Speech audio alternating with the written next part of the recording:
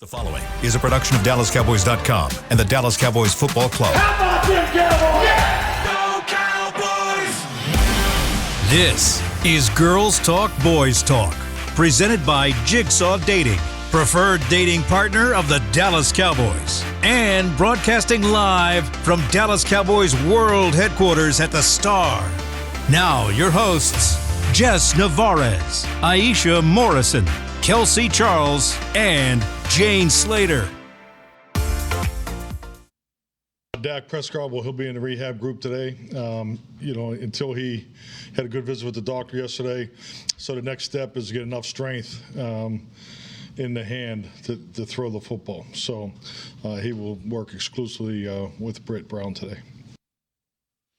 All right, so that was head coach Mike McCarthy talking about Dak Prescott working with the rehab group, his hand strength, not gripping the ball quite well enough, y'all, to play in a game. Thanks for having me back. It looks like from here on out, I'm going to be missing Tuesdays and Thursdays. Just need a little break during the week as it relates to work, but we are going to obviously have Haley here, who's been doing an awesome job, and you'll have Kelsey on Thursdays. So plenty of girls talk and boys talk, so thank you for understanding that, because I did have some messages wondering if I was going out. I would never leave you girls. I love doing this show. It's a passion project of mine, and really proud of the direction that it's been heading in. So and it just shows that sometimes everybody needs to take a break, take a little mental break, take a day. Jane works her tail off. So I appreciate that. Anytime we can have your back so you have your day off, please Thanks, know Queen. that you're always here and we're ready to go. Well, and I just also love football. having a bunch of voices. I do have a voice as it relates to this Dak situation. Oh, yeah. You know, I had talked about this a couple of weeks ago, how I thought it was a little bit premature and maybe a little disrespectful of Jerry to be putting out this 4-game window timeline when we would expect him back, essentially saying Washington was a week that made sense, which is kind of crazy now, right? And when we talked to a lot of these surgeons who'd worked on these thumb fractures, even they said they wouldn't rush you back really for 6 weeks. So I think a lot of people are wondering, all right, well, is he going to play against the Eagles then? We know he's not playing this weekend on the road against the Rams, which is a good idea, particularly when you've got Aaron Donald on the other side of the ball. And we'll get into Aaron Donald and the threat that he poses here in a bit. But when I look at the Eagles game, I don't know if I think that that's the week either, particularly because if he's in the rehab group, just getting some work done, let's start tracking what we've seen from some of these other players. Tracking, right? Yeah, I was about to say, there it is. We're tracking. Michael Gallup. He came back, it was 2 weeks of team drills, and still it was like, are you ready to go? Mentally not ready. And then he came back the following week, right? J-Ron Curse feels like it was a bit of a slow play. Jabril Cox has been a real slow play. Yeah. Dalton Schultz, a slow play. Connor McGovern, a slow play. In other words, in talking to some of the players around here, Mike McCarthy has endeared himself to these players. Because, look, a lot of these players, you don't want to put the tread on the tires that limits your career, because this is a violent game. It's a tough game. And Dak is now coming off, his 4th injury in the last couple of years? Yeah. Calf, ankle, non-throwing shoulder, which was a cleanup shoulder, something weird, it happened while he was sleeping. Then, of course, he had the throwing shoulder situation that was more of a baseball injury. But they're listening to what the players have to say about their bodies. And with that being said, I've got Mike McCarthy now saying he wants him to get a full slate of work, which is, again, what we heard about Michael Gallup. So that took about 2 weeks for him to get the full slate of work. That's why I really don't think that we're going to see him on the road against the Eagles. And taking this argument a step further, guys, let's assume, because we're talking about a Los Angeles Rams team who has a worse record than the Cowboys heading into this one. Never saw who that would've thought it coming. right? Yeah. They're 2-2 as the Cowboys are 3-1, both second in their divisions. Let's assume the Cowboys are able to go on the road, get a win, and then you put Dak in the Eagles game, and he's not quite ready to go yet. It's a Sunday night football game. It may not injure his hand, but does it injure his mind? And I know that he's mentally resilient. He's been through a lot. But all of us have sort of a breaking point, right? And can you imagine the narratives that then flare up? And so I'm protecting Dak's, not only his physical health, but his mental health. But I don't know if it's necessary to rush him back, win or lose, on the road this weekend with Cooper Rush as the starting quarterback. Aisha, I'll start with you. Your thoughts on just kind of where I'm taking that narrative right now. So I think that I'm a little torn about, when he should return or not. I I was one of the people that thought that the Philly game would be maybe an ideal opponent just because there's familiarity there and whatever. But the more that we learn about like this timetable, and yesterday I talked about it, Mike McCarthy don't play about this, y'all. Like, if you have not learned anything about Mike McCarthy and this coaching staff at this point in time, is that they take injuries very seriously, and sometimes we're going to see guys even later than what you expected to see them. So I do think that the Philly game could be very important to, future endeavors when you start talking about tiebreakers, playoffs, that type of stuff. Yeah. I think that this game could be a tone-setting game as well when you start talking about the division and what's in contingency in the NFC, because obviously the Eagles they are the only undefeated team. But I think it's kind of the lesser of two evils at this point, is like there are going to be narratives either way. Right, like if the Cowboys go out and beat the Rams and then maybe have a great game against the Eagles, then you're looking at people still having those conversations. And then I also say to myself, like, I want Dak to be healthy, but then also this guy hasn't played a game since week 1. And then you look at the fact, look how many offenses are slower in getting their legs under them with the lack of preseason playing, for teams now. So then you say, well, when is it? When does he get his legs under him? Because if you're talking about, okay, if he doesn't play against the Rams or against the Eagles, then you have the Lions next, I think, and then you have a bye. You have the Lions and then the Bears. And then the Bears, and then you have the bye, and then you have the latter part of the season, which is when you want to start getting hot. So it's like, I'm really torn with where's the best place to put him, because it seems like that Eagles game could be an important part in this season either way. Yeah. So to me, just looking at it from two sides here. First of all, I like to take notes when you guys are talking, just so I don't lose my train of thought. Because y'all have great points, and I'm like, oh yeah, good point. But the initial timetable, going back to when the injury first happened, wasn't it at most a 9 to 10 week return at that point, 8 to 10 ish? It was 6 to 8. Okay, which was being optimistic. Right. So even going back to the initial timeline, it still wouldn't have been realistic for Dak to come back for the LA game or even the Eagles game at that point. So staying on the first initial diagnosis, this was pre-surgery, right? So at this point, we didn't even know really how severe it was. It was literally walking out of the stadium. This is what we're reading, right? So you look at that, and then you look at the rest of the schedule, and that's what I've been just sitting here scoping out is, okay, so you have the Rams. Obviously, Cooper Rush going to continue to stay in the quarterback position for that one. Then you have the Eagles, which, yes, they're the only undefeated team in the NFL currently. But here's the thing with the Eagles.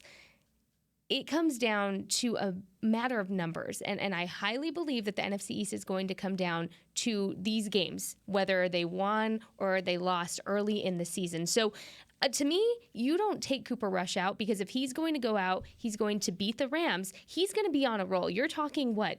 How many games at this point that Cooper Rush has? Fourth win. Fourth win in a row. Keep him hot for that Eagles game, because I think his fifth. Yeah, keep him hot, because at that point, you want him to go into the Eagles game, especially if they win this week. You need to be the ones that break that barrier for the Eagles, and do not keep them at 5-0 and make them 6-0 with the loss there. And a divisional loss for that matter. So, just looking ahead to the schedule, there's that. And here's the thing. I'm not saying that putting Dak in is going to disrupt the chemistry. We know he is the chemistry. We know he's quarterback one. Yeah. But then you have the Lions, who are currently 1-3. Do you need to rush Dak back for that game? No, not necessarily. You have the Bears, who are currently 2-2. Again, not something that I really think you need to rush Dak back in. The only side of that could be good is those seem like games that if Dak's going to get gelled back into the offense slowly, those could be the games that you incorporate him a little bit more, so he's not so pressured to do it after the bye week, which is in Green Bay against Green Bay, which we all won't get that far ahead yet. But I'm just saying that's right around the corner. And so to me, if I had the choice, just looking at everything, I probably wouldn't put Dak back in until the Bears game right before the bye. And at that point, it really depends on how he's looking at practice. Mentally, how are you feeling? Are you ready to do it? And then you have your bye week, continue to rest, and see how he feels then. So to me, I would say the Bears game is what I would do. But again, I have no weight in this decision in this building. Eagles defense ain't nothing to sniff at either, man. So putting them out there against that D-line, I don't know, man. I think that a home game Tracking suits him a lot better. But let's assume like we're playing this one out. Let's assume they wait till after the bye week. Fond memories of playing in Green Bay. Remember that was a signature game where his rookie season on the road, was it Romo or Dak? And he played lights out. He played so well on the road that ended up. So there's good vibes that come from Lambeau. I don't think they're going to hold him out that long. I don't think Dak will let them hold him out that long. But just seeing him off to the side of the rehab group, the fact that you're telling me if he can't grip the ball well enough to play this week, and Jerry was definitive about that. And then you hear Mike talk about, I don't know if it's gamesmanship. I truly believe, and look, they could easily be in front of the media. Oh, he's with the rehab group, then they're going to surprise us. And things leak around here. They do. And it just doesn't feel like if he can't do it on this Wednesday, you're telling me that in 13 days, that's going to completely change. I find that a little hard to believe. That's just me. All right. But interesting note here: the Cowboys have started 3-1 in consecutive seasons, where they have finished 12-5. They finished 12-5 in 2021. With a win in Week 5, they would start 4-1 for the fourth time in the last 10 seasons. They've won the NFC East the last 3 times. They started 4-1. So let's go Cooper Rush. I did think that this was interesting because even Zach Martin and I, we were trying to figure out Cooper Rush's trajectory as it relates to Dallas. He was waived or released 4 different times before his most recent signing to the Cowboys practice squad. And now when we talk about what he's making compared to y'all, it's actually kind of ridiculous. I'm sure it's better than my paycheck. So for me, I'm like, that's cool, but no. Yeah, but for what he's doing, and when we're talking football, totally different. When we talk about what he's getting paid, whoever picks him up next year, because what I think he's done is he's solidified himself as a guy that could now be a starter. Definitely. I think a lot of it had to do with his familiarity with his offense, which is why he's played as well as he has. We've seen this before. Teddy Bridgewater, right? He played great for the Saints, and then it's kind of been hit or miss ever since then. Yeah. So I'd be interested. I'm getting real ahead of myself here, but we'll see what life looks like for Cooper Rush. But when you just look at what Cooper Rush is making in comparison, it doesn't even scratch the surface of $40 million. Dak made $25 for his first 4 years, and he was one of the top. Just being honest, like it happens out here. He make it. Compared to the top quarterbacks right now, Dak is making considerably less. And it's going to be so interesting is depending on what happens the next couple of weeks. We've already seen the quarterback controversy narrative happening. So if Cooper Rush continues to win, that's what I'm saying. That's going to be so amplified, and that helps him later on. When that time comes for him. Just a little bit more leverage for more money and potentially a starting job somewhere. I wish we could just keep him. His base salary this year, guys, I knew I had it, $1.35 million. Can't we just keep him here and have an adequate backup? Like listen, a good team he's does? the one. I think he's the one. He's the one knows? who said it best. Remember, y'all? He said he doesn't dream as big as Jerry does. And honestly, I think that's what's making this locker room go the way that it has this year. Yeah. And that's why they haven't brought in, guys off the street. Again, Zach Martin said something interesting last night. He said, you can sense BS in a huddle. I'm weak. And I just wanted to I was just curious who he was referring to, right? I like it. We talking backups, we talking starters. He's been here since 2014, so do your due diligence. But he said you can sense the BS, but he knows his role. And I thought that was so telling. When people want to know why this thing is working the way this is, why this choo-choo is going down the tracks, it's because he knows his role and everyone else knows his role. All right, it's Girls Talk, Boys Talk, brought to you by Jigsaw Dating, the official dating partner of the Dallas Cowboys. We come back, we've got some guys that are coming back to the roster, so some injury updates. And what did Michael Gallup do with that game ball after his first touchdown back from the ACL tear? I'll have that and more coming back. At Jigsaw Dating, we obviously want the Cowboys to bring that 6th ring home. But to be honest, we're more focused on finding the person who will put a ring on your finger. That's why we created a dating app that reveals your face through meaningful conversation, so you can date deeper. Because it's personality that matters the most, not looks. Join Jigsaw Dating today, dating partner of the Dallas Cowboys.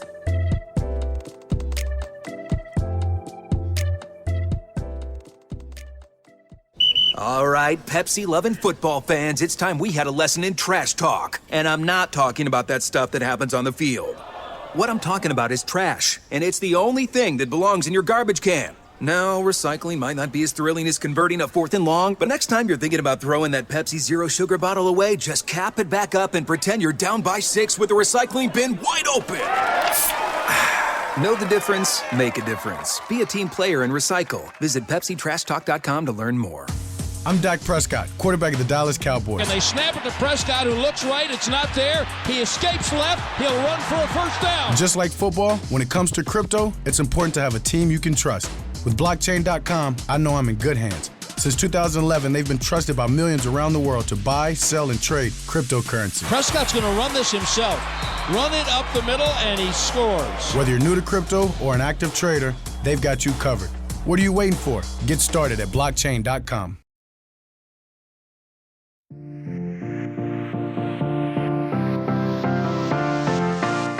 Welcome back to Girls Talk, Boys Talk, brought to you by Jigsaw Dating, the official dating partner of the Dallas Cowboys. But first, get the ultimate fan experience for the ultimate Cowboys fan. Join Dallas Cowboys United, presented by Globe Life, starting at just $20. Join now and get your fan pack, exclusive benefits, and more. Visit DallasCowboys.com/United for details to join today. I say it every day, but $20 is a steal, guys. That sounds like a good deal to me. woo woo, as we said, choo choo, move that train ahead.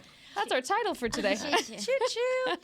All right, well, choo-choo ahead as it relates to a couple of players coming back. Jaron Kearse, the big one, your safety, which is huge. I mean, look, Donovan Wilson isn't playing lights out, but I know that you've been very excited. Part of that three-headed monster. Aisha, I'm looking at you. She's been tracking. He was a full participant in practice, as was Malik Hooker, coming back from the thumb injury, full participant. So they could have their full slate of safeties, which is going to be huge when you consider, I mean, I was looking at the box score as it related to the Rams 49ers game on Monday. Cooper Kupp is their offense, and I'll get into how much of the offense he is coming up and why I think they should actually run the ball if they want some success this week. But that is huge for your Cowboys. And also you got Connor McGovern, your guard back. He was a full participant. You had Quentin Bohanna, who was limited. And good news for the wide receiver group, Noah Brown, who was dealing with a little bit of a neck situation. He was a full participant. Jake Ferguson, though, one of the rookie tight ends, DNP, not practicing. What was the reason? What's the reason? What's the reason, Jane? What is the reason? Jane, tell us. Got a knee situation. Tater Barnacles. He's too important in the blocking. But it's Wednesday. Right. We'll see. Jaron Kearse coming back is it's going to be a big deal for this defense. Granted, I think that Donovan Wilson has played out of his mind, but I think that the Cowboys, as it relates to linebacker, are going to get some help with Jaron Kearse, coming in there playing big nickel, some of the dime. I think that's going to be so important for what the Cowboys are trying to do in run defense, because you've seen that that's a part of the defense that teams are attacking them on. And I think that getting Jaron Kearse on the field, he had a lot of tackles for a loss last season for a reason. This guy reads the field very well, so I'm excited to get him back. Also, that's the green dot, so, let's go. Part of that three-headed monster. I don't know if you saw that tweet, Jane, yesterday that J-Ron put out. It was just so it was like Drogon, amazing. House of Dragons. Like but my favorite thing was that there was somebody that tweeted back and photoshopped his head on it, and it was just, I love Cowboys fans on Twitter. Sometimes. They are good times, especially sometimes. Sometimes. I want to play a fun little game with you guys. All right. Because each week as we look at opposing offenses and defenses, we look at how they match up in terms of total, their scoring, their rushing, their passing, their third down. I'm going to read you a list. You tell me which team it is, Rams or the Cowboys. All right. Offensively. Aisha looks so ready. I just have to point out her intensive stare right now. Offensively, 28th in the league. That's the Cowboys. That has to be the Rams. That would be the Rams. Well, we got moved up? We got moved up? Scoring offense, 29th. The Cowboys. Rams. Oh, my gosh. Rushing offense. The Rams. 30th. Oh, no, yeah, I already know that they don't even want to run the ball. They like I'm just guessing at this point. The Rams. Tied for 29th most sacks in the league. On offense. So they're getting sacked. The Rams, ain't it? They gave up how many 7 sacks, 11 hits? Tied for 28th in the league in terms of turnovers offensively. The Rams. They quarterback be giving the ball away. All right, so the reason why I bring this up, right, when we headed into this game, looking at Cowboys versus Rams, we're talking defending Super Bowl champs, games on the road. The Rams are what made Jerry so mad in the postseason a couple of years ago because Sean McVay schemed up on Jason Garrett, and Jerry ultimately made a decision the year after because he felt that they were outcoached. That's what this Rams offense looks like these days. Now, the Cowboys aren't much better, okay? 26th in scoring offense, tied for 27th in scoring offense, 19th in rushing, 23rd in passing. So they're not much better, but we're talking Sean McVay and the Rams sort of bottom of the barrel. And so that's why I think, honestly, they haven't been running the ball, to your point. But the Cowboys have been giving up some chunk plays as it relates. Their rushing D is 27th in the league. So if they want to get things going, I think that the Rams really need to try and attack those edges for the Cowboys. And I'm curious your thoughts on this, Aisha. If they want the upper hand this week, because this Cowboys defense is playing lights out. We talk so much about the Rams, their offense. We talk so much about this Rams defense, particularly Aaron Donald. But this Cowboys D is no joke. And I think they're going to be the real equalizer in this game. Yeah, I mean, when you look at their offense, like you were saying, like, a lot of it goes through Cooper Kupp right now, but then also it really stems from their offensive line problems. I mean, they're on their second right tackle, third center. We don't know who's going to go at their left guard, but that person is pretty deep, down the depth chart. They have some offensive line problems. So then you start saying to yourself, like, okay, that's favorable there, right? And then you get to the second level, and they what is his name? Tyler Higbee and Cooper Kupp are the guys right now. Cooper Kupp had 19 targets, 14 receptions last game, 122 yards. But this game on a short week, with the amount of tackles that he was taking, I mean, the 49ers really came out there and muddied up that game. They did not make anything easy for the Rams. And you look at them coming off of this short week, it's definitely concerning. I was listening to A to Z Sports earlier, and there was a gentleman on there, and he talked about Cooper Kupp's his targets to receptions. This is the lowest of his career right now. His yards per reception are 9.6, and his yards per target are 7.4 right now, the lowest of his career. Shout out to one. And I think that is really just shows you how much this offense is struggling. Also, too, he's only had 8 red zone targets, and that's huge as well because he's a red zone monster, and that just lets you know. You look at when you look at Matthew Stafford. He doesn't trust his protection, but he also is looking at nothing out there. Yeah. And so when he's looking at guys to throw the ball to, there's nothing there. The decision-making is crazy. I don't know if his elbow is bothering him, whatever the case may be.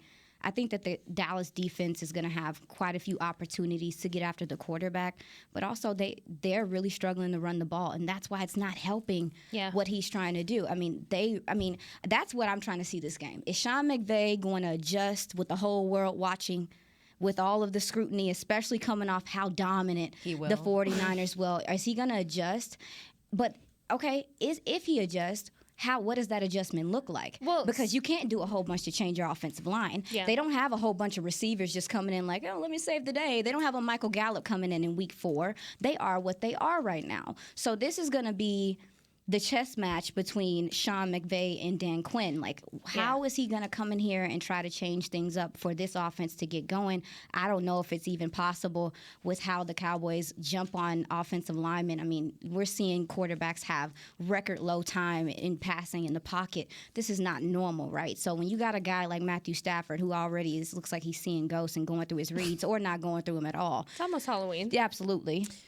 Then you look at this defense that's trying to, get turnovers and stuff like that. I think it's gonna be hard. It's gonna be hard to see what they're gonna do offensively in this game, because I think the Cowboys can replicate a lot of the things that the 49ers did defensively. Something too, I always go tails of the other side. I'm always scouting out the other side so you guys don't have to. And Sean McVay, he's a coach that I really respect. Just, fun fact, my high school dance coach's husband is one of the coaches on the Rams staff. Oh. High school dance coach. I'm like, we're connecting our dots. Yeah. So she married Zach Witherspoon, who's, I believe, an athletic trainer of some sort.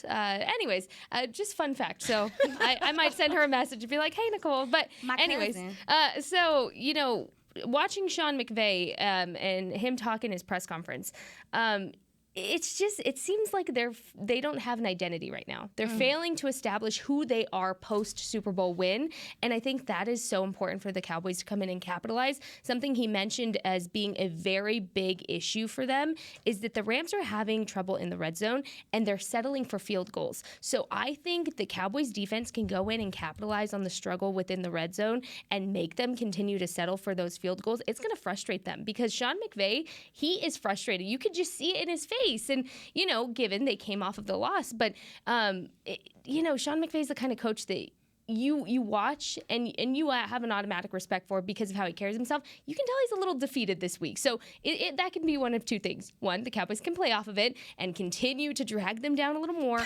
or Sean McVay is going to come back with a vengeance to prove, hey, we are who we are. Something else that was in question for him during that press conference was the play calling. Is the play calling an issue? Is this a scheme issue? Who is the identity, or what is the identity of your offense here? Because it seems like they don't really know either. So they talked about that. They talked about the lack of pass pro and that San Fran really had the edges on them. So all really good things to keep an eye out and all really sound like advantages for the Cowboys defense going into it. Yeah, everybody was worried about the Cowboys offensively coming into the season, looking at, they're out of the they lost Tyron. Well, Tyron got hurt and all this stuff and then lost Leo Collins. And then we look at the receiver core.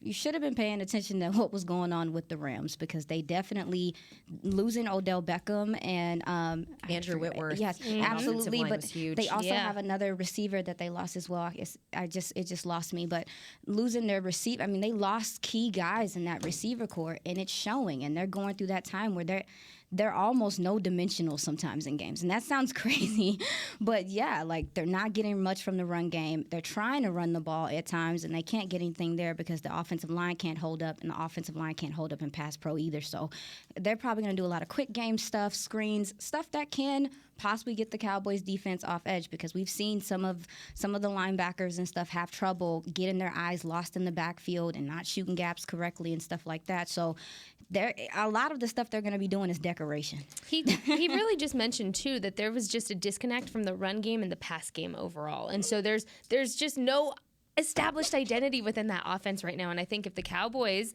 and Dan Quinn have a hand in this, they're going to play it very smart, and the defense is going to. They're going to test that offense pretty quickly early on. And to be fair, I think that Dallas struggled with that too, right? Until you get that offensive line working, and we're seeing that around the league. Remember we talked so much about how hard it was to find offensive linemen off the streets because there were so many offensive lines that are dealing with injuries this year. Credit to Will McClay and the staff for what they've done with these guys. Again, I had this really interesting conversation about Zach Martin last night for a Thusio event that I did. All of a sudden, we're not talking about the offensive line. It's crazy. And that's a good thing. Defensively, when we're talking about what Dallas is looking to do, I just always love when Micah Parsons talks. I feel like he's so above his years. But when he said this week that they went from giving up 19 the first week to 17 to 16 to 10, so next week, what is it, 7? I laughed at him when he said that he thought that there was an opportunity in week 2 based on last year, and then look what they did. They went out and they won the Eagles. So I honestly feel like he's a little prophetic at times. So they put up 9. We'll just see what he does there. Jeez. All right, so I do want to talk a little bit. We were able to catch up with Zeke. It's Zeke Day here at the Star in Frisco on Wednesdays. We were just talking about the Cowboys defense is actually something, it's so reminiscent of 1973 and the Doomsday defense, some of the stuff that they're doing, and the fact that so many guys are getting involved. Normally we'd be talking about this Rams defense. So let's talk a little bit about the Rams defense. Their rushing D is stout. They're 7th in the league. Passing D, 20th. So Cowboys, Zeke said this week that they weren't able to run the ball as effectively as they have in the past. He was asked about going up against Aaron Donald. His soundbite was pretty funny. Let's play that one, Jazz. The whole game plan is centered around 99. Run and pass. You always got to know where he is. And at running back, definitely got to always know where he is, especially in that pass game. And, a lot of times this week you'll be seeing me checking to see, make sure he's good before I get out on that route, like 2 years ago. Any memorable engagements with him over the years? Good, bad, and different? Just something that you remember? Probably 2 years ago during the COVID year when he picked me up off the ground and threw me.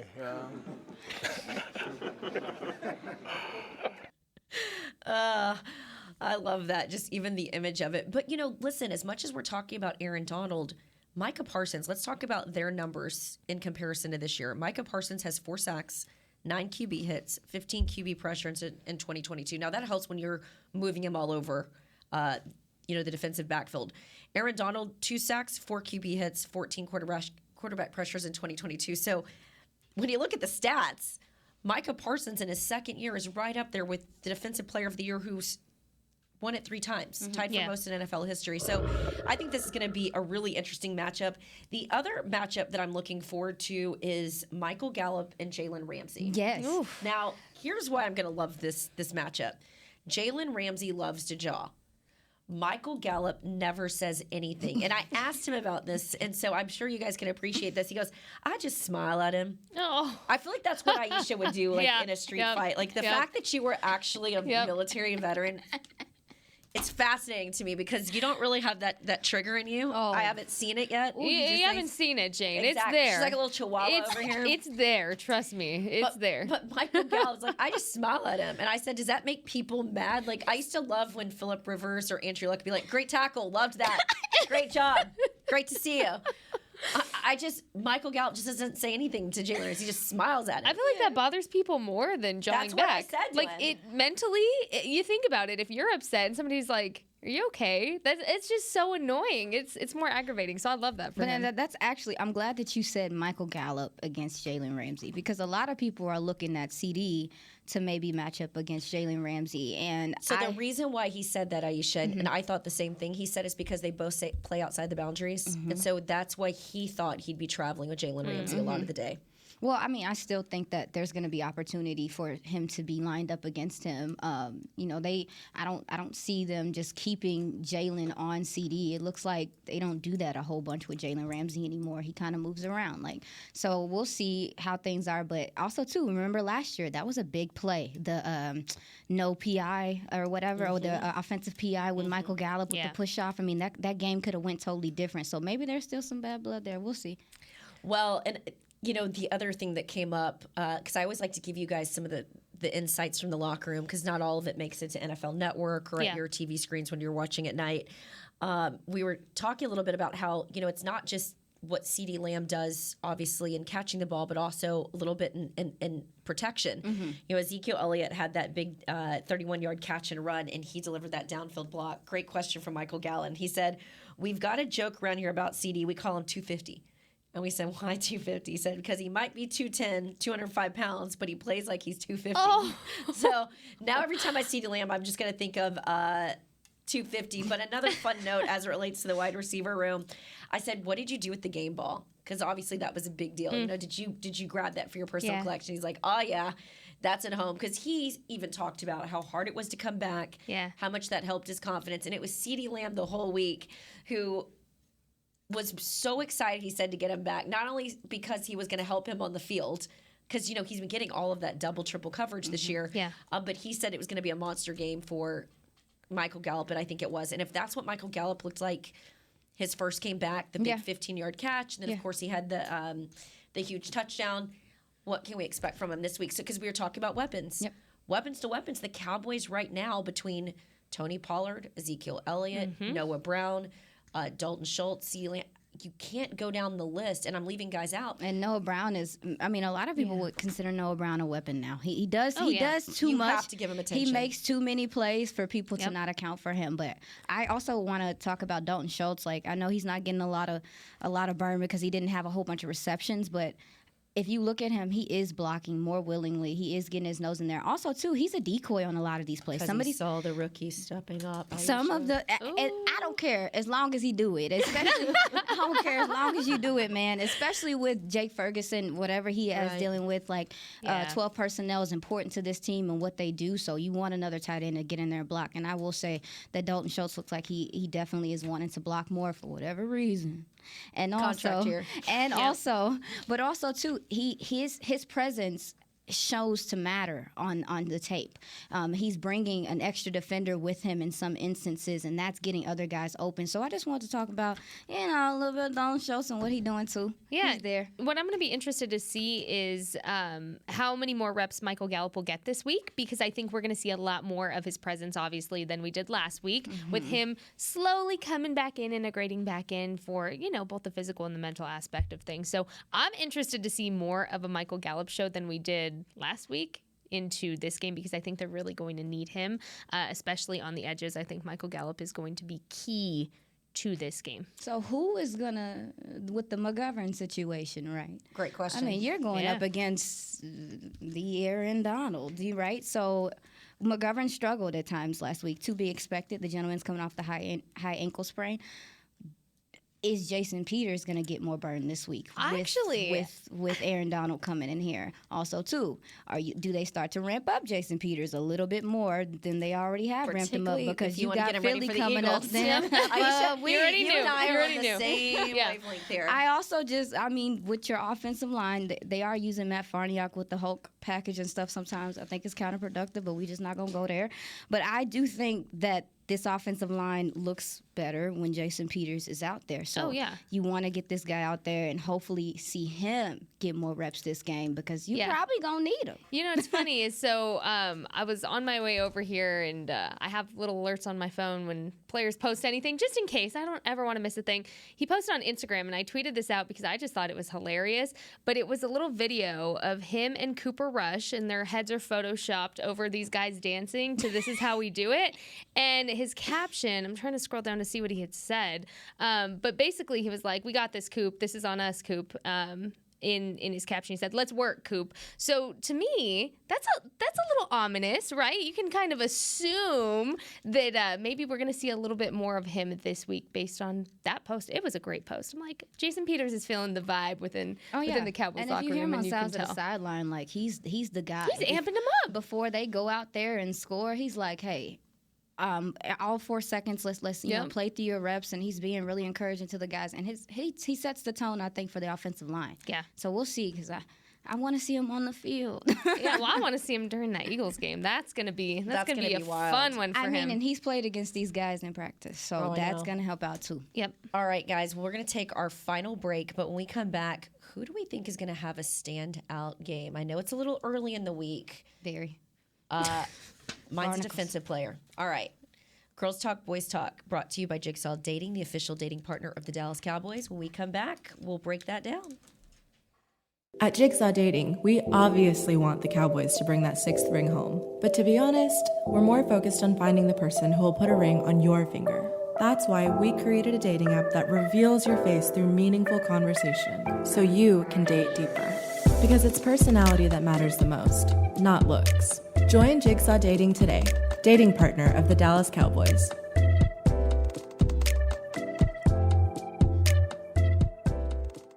All right, Pepsi-loving football fans, it's time we had a lesson in trash talk. And I'm not talking about that stuff that happens on the field. What I'm talking about is trash, and it's the only thing that belongs in your garbage can. Now, recycling might not be as thrilling as converting a 4th and long, but next time you're thinking about throwing that Pepsi Zero Sugar bottle away, just cap it back up and pretend you're down by 6 with the recycling bin wide open. Know the difference? Make a difference. Be a team player and recycle. Visit PepsiTrashTalk.com to learn more. With Smoothie King's original Angel Food and new Angel Food Slim without added sugar, you no longer have to choose between treating yourself and hitting your goals this summer. You don't have to choose between great taste and feeling great.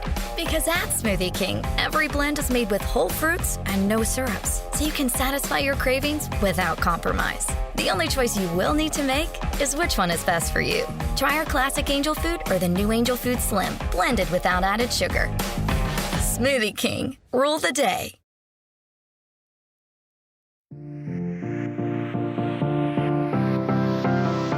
Welcome back to Girls Talk, Boys Talk, brought to you by Jigsaw Dating, the official dating partner of the Dallas Cowboys. But first, Fall officially kicks off at the Star with our first ever Fall Fest on Saturday, October 8th from 11 a.m. to 3 p.m. Come out to the Tostitos Championship Plaza for a full day of family fun, from a beer garden to a petting zoo with face painting, live music, to fall-inspired food and more.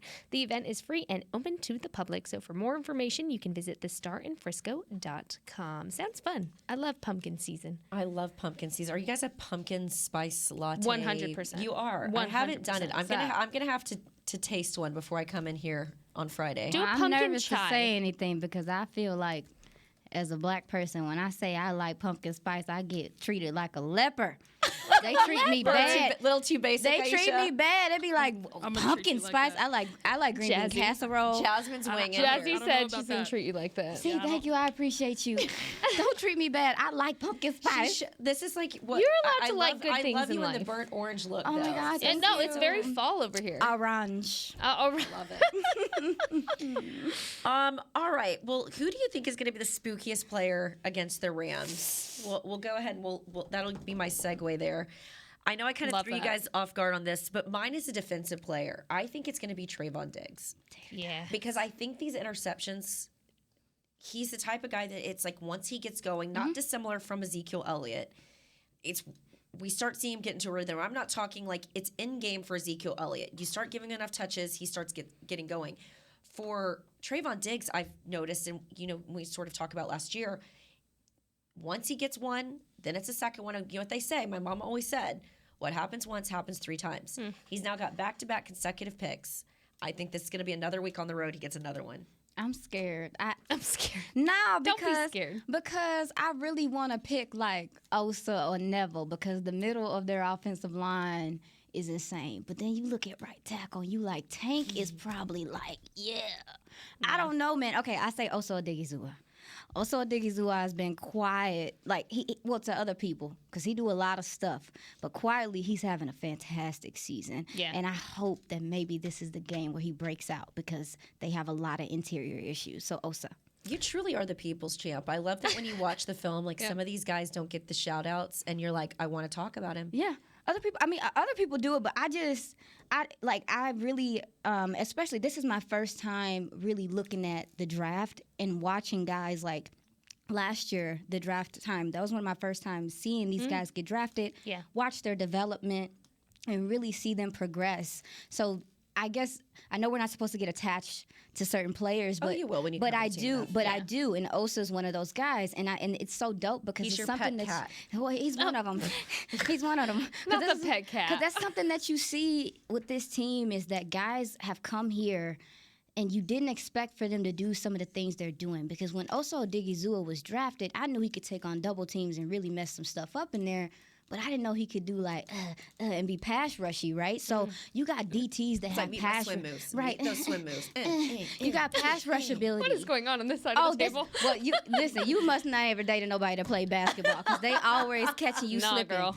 Always catching you slipping. But yeah, so I also Digizua, I think, is having a really good season just quietly, and I really hope that maybe this is the game that he breaks out so people can hear his name. And that is a perfect segue to my choice, which is Michael Gallup, because I think we just got a little taste of what Michael Gallup is going to bring. Maybe we don't see it this game, but we're going to see more of it. I really think what Michael Gallup has endured to get back to this point is absolutely incredible. And, we've gave kudos to all of really the staff that gave a hand in helping him get back on his feet. But I want to give credit to him and where he had to fight to be mentally to come back. I just have so much respect for him. He's such a good guy, Jane. You're so right. I was listening to one of his biggest locker room fans. stuff. He's just guy. incredible the way he talks. So I want to see him have a great game to really reestablish the fear for everybody else that needs to face him this season, to say, all right, you got a taste of me last week. You have no idea what's coming back. So I'm going to go Michael Gallup. I'm always in his corner. I think he's a great guy, a great player.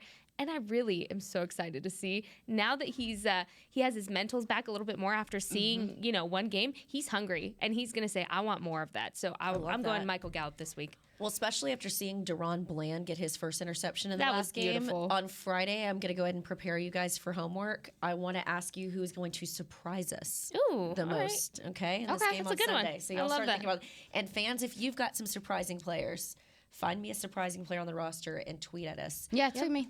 Before we go, let me have one pass interference. All right. So the first 2 times these 2 teams met, the Cowboys were just 7 weeks into their inaugural season and still looking for their first win. The LA Rams came into town November 6th, 1960, and handed Dallas a loss in front of 16,000 fans. That loss was 38-13, but I don't think the Cowboys are going to have to worry about that score looking like that again. So a little bit of a depressing pass interference. It hurt me a little bit. But you got to go back in time to appreciate it. Yeah, so that way, like, if the Cowboys win, you can appreciate it even more. To be like, look where we came from.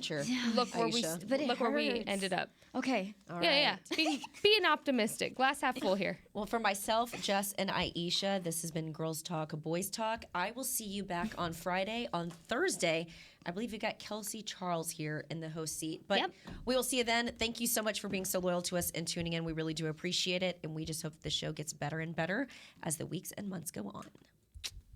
This has been a production of DallasCowboys.com and the Dallas Cowboys Football Club. How about this, Cowboys? Yeah!